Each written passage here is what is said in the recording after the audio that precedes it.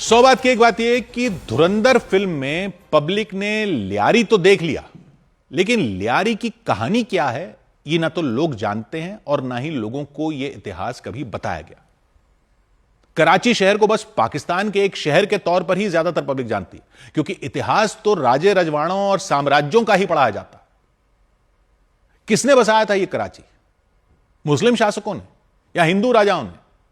नहीं, एक हिंदू व्यापारी ने। और इतिहास तो तलवारों और बंदूकों और तोपों का इतिहास माना जाता है ना।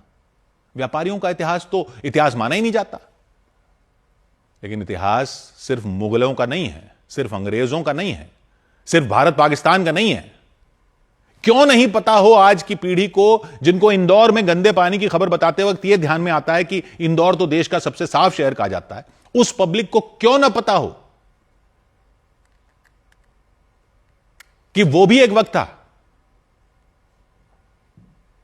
कि देश क्या पूरे एशिया का सबसे साफ शहर वो कहा जाता था जो एक हिंदू व्यापारी ने बसाया था। असली धुरंधर की कहानी क्यों ना पता हो?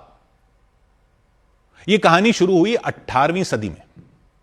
आज जहां पाकिस्तान है, वहां अरब सागर के पास के इलाके में कल्होड़ा राजवंश का राज था। वो मुस्लिम शासक थे और व्यापारी ज्यादातर हिंदू थे। वहां के गर्म रेगिस्तान था, सिंधु नदी की लहरें पहाड़ों से आ रही मिट्टी और गाद से भर रही थी।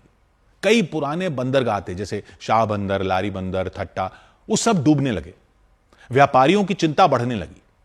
नावों के जरिए व्यापार होता था, उनका व्यापार खतरे में था। उनमें एक व्यापारी थे सेठ भोजमल।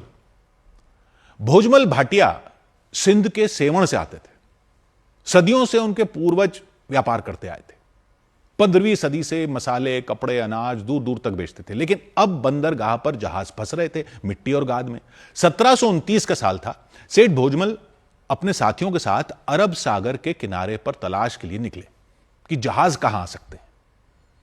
उनको लियारी नदी के मुहाने के पास, वही लियारी नदी का मुहाना जिसके आसपास बसा लियारी आपने धुरंधर फिल्म में देखा, उसी लियारी नदी के मुहाने के पास सिंधु नदी के किनारे पर एक छोटा सा मछली पकड़ने वालों का एक गांव था, माई कोलाची के नाम पर।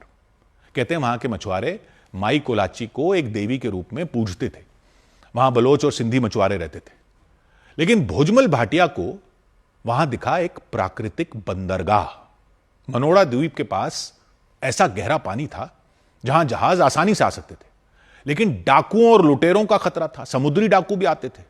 भोजमल ने कल्होड़ा शासकों से वहां की जमीन खरीदी और 16 फीट ऊंची एक दीवार का घेरा बनाया, किले की तरह, तोपे तैनात की किले की तरह। 2 दरवाजे बनाए, समुद्र की तरफ खारा दर और नदी की तरफ मीठा दर। और लियारी के मुहाने पर माई कोलाची के गांव के पास बसाई यह टाउनशिप मुस्लिम कल्होड़ा शासकों से जमीन लेकर, जिसमें बनाए गए हिंदू व्यापारियों के 3000 मकान। नाम पड़ा कराची। लुटेरे आए, समुद्री डाकू आए, खतरा हर तरफ से था, लेकिन सिडनी हिंदू व्यापारी डटे रहे वहां पर। उन्होंने बंदरगाह ऐसा शानदार बनाया कि दुनिया के जाने माने बंदरगाह में शान से उसका नाम लिया जाने लगा। मस्कट तक जहाज जाने लगे, फारस की खाड़ी तक माल जाने लगा, कराची शहर बढ़ने लगा। 19वीं सदी आ गई, कल्होड़ा राजवंश का राज खत्म हो गया, टालपुर राजवंश का शासन आ गया। 1832 का साल था। टालपुरों के राज में सिंध में थोड़ा थोड़ा हिंदू मुसलमान तनाव का माहौल बन गया था। नसरपुर में एक घटना घटी जिसने तनाव बढ़ा दिया। कहते हैं एक हिंदू बच्चे की अपने मुस्लिम टीचर से किसी बात पर कहासुनी हो गई और बात हिंदू मुस्लिम तनाव में बदल गई। मुसलमान भड़क गए तो हिंदू दुकानदारों ने मुसलमानों को सामान देने से मना कर दिया। फिर कहते हैं मुसलमानों ने हिंदुओं के कुएं में कुछ ऐसा फेंक दिया कि तनाव और बढ़ गया। और फिर एक नूरुल शाह नाम का एक प्रभावशाली व्यक्ति हिंदुओं को गालियां देता हुआ पाया गया, तो उसको परशुराम नाम के एक लड़के ने गालियां देने से रोका। ये जो परशुराम नाम का लड़का था, ये कौन था? ये उसी सेठ भोजमल का परपोता था जिसने कराची शहर बसाया था। बात ऐसी बढ़ गई कि भीड़ इकट्ठा हो गई। नूरुल शाह पूरे सिंध में घूमकर मुसलमानों को भड़काता रहा, कुरान हाथ में लेकर। परशुराम को जैसलमेर भागना पड़ा।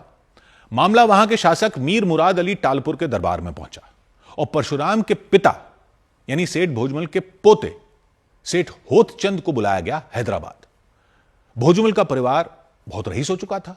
कराची बसाने के बाद उनका व्यापार भारत से अफगानिस्तान, ईरान, मस्कट, ओमान तक यानी फैल चुका था। उनके पोते को दरबार में बुलाया गया लेकिन वहां भीड़ ने उन पर हमला करके उनका अपहरण कर लिया। उन्हें 10-12 दिन तक बंधक बनाया गया और भीड़ उन्हें जबरदस्ती मुसलमान बनाने पर अड़ गई। लेकिन होतचंद 50 साल से ज्यादा उम्र के थे और 50 साल से ज्यादा उम्र के लोगों से इस्लाम नहीं कबूल करवाया जाता था, तो उनको छोड़ दिया गया। लेकिन हिंदू समुदाय यह अपमान नहीं भूला। होतचंद के बड़े बेटे यानी परशुराम के भाई नाउमल होतचंद ने याद रखा कि मुस्लिम टालपुर शासकों ने उनकी मदद नहीं की थी। अब कुछ इतिहासकार बताते हैं कि हिंदुओं पर घोड़े की सवारी की मनाही लागू कर दी गई कि वो घोड़े की सवारी नहीं कर सकते। हिंदुओं में रोष बढ़ता गया क्योंकि उनमें बड़े रईस व्यापारी भी मौजूद थे जिन्होंने दूर देशों तक अपना व्यापार फैलाया था, कराची जैसा शानदार शहर बनाया था। लेकिन उनके प्रति मुस्लिम शासकों का व्यवहार बदलता जा रहा था। इस दौरान अंग्रेज ईस्ट इंडिया कंपनी भारत में अपने पंख फैलाने लग चुकी थी। सेठ भोजमल के परपोते सेठ नाउमल होतचंद के अंग्रेजों से भी व्यापारिक रिश्ते बनने लगे थे। तो 1843 में चार्ल्स नेपियर ने जब टालपुर शासकों से सिंध जीत लिया तो नाउमल होतचंद को अपने परिवार के अपमान का बदला लेने का मौका मिल गया। कराची अंग्रेजों के शासन में आ गया। सिंधी हिंदुओं ने शहर को दुनिया के बेहतरीन शहरों में बदल दिया। सड़कें, बाजार, भवन सब ऐसे बने कि दूर देशों से आए लोगों की आंखें फटी की फटी रह जाती थी। जब दुनिया बैलगाड़ी पर चल रही थी, 1861 में ही कराची से कोटड़ी तक रेल चलने लगी। 1864 में कराची लंदन से टेलीग्राफ लाइन से जुड़ गया था। 1885 में शहर में घोड़ों से चलने वाली ट्रैम चलने लगी। 1900 में यह घोड़ों से चलने वाली ट्रैम फिर इलेक्ट्रिक ट्रैम में बदल दी गई। 1887 में हिंदू व्यापारियों ने Dayaram Jethmal college, DJ college स्थापित कर दिया था कराची में, अब भी है। 1899 तक दुनिया का सबसे ज्यादा गेहूं जानते हैं कौन से बंदरगाह से जाता था? अभी तो यूक्रेन वगैरह का नाम सुनते हैं ना आप। उस वक्त सबसे ज्यादा पूरी दुनिया का अनाज जाता था कराची से। हरचंद राय बिशनदास नाम के मेयर बने 1911 में कराची में, तो बिजली का प्लांट लग गया। दुनिया में कराची का नाम हो गया सिटी ऑफ लाइट्स। 1924 में एयरपोर्ट बन गया था। ये जो एयर इंडिया है ये कहां से लॉन्च हुई थी? 1932 में लॉन्च हुई थी। टाटा एयर सर्विसेज के नाम से कराची से मुंबई गई थी पहली फ्लाइट। कराची के होटल और क्लब दुनिया भर में मशहूर हो चुके थे। ब्रिटिश साम्राज्य का बड़ा व्यापार कराची बंदरगाह से होता था और हिंदू व्यापारी कराची से, मस्कट से, ईरान से, जिब्राल्टर से आगे 7 समंदर पार तक फैल गए। ये जो दुनिया के हर बड़े बंदरगाह पर बने व्यापार केंद्रों में सिंधी बिजनेसमैन देखते हैं ना आप, इस कहानी की नींव डाली थी सेठ भोजमल ने। सिंधियों में सरनेम अपने पूर्वजों के नाम पर होते हैं, तो भोजमल के वंशज भोजवाणी कहलाते हैं। दूर मध्य अमेरिका में आजकल आप वेनेजुएला का नाम सुन रहे हैं ना, वहीं कैरिबियाई सागर के किनारे मेक्सिको के पास एक छोटा सा देश है बिलीज।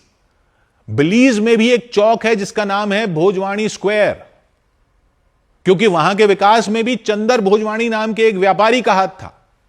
तो सिर्फ तलवार की नोक पर ही अपनी छाप नहीं छोड़ी जाती। पाकिस्तान बनने के वक्त कराची में हिंदुओं की संख्या ज्यादा थी, मुसलमानों की कम थी, लेकिन वो पाकिस्तान को चला गया। और अब उस लियारी और कराची का क्या हाल है वो आपने धुरंधर फिल्म में देख ही लिया।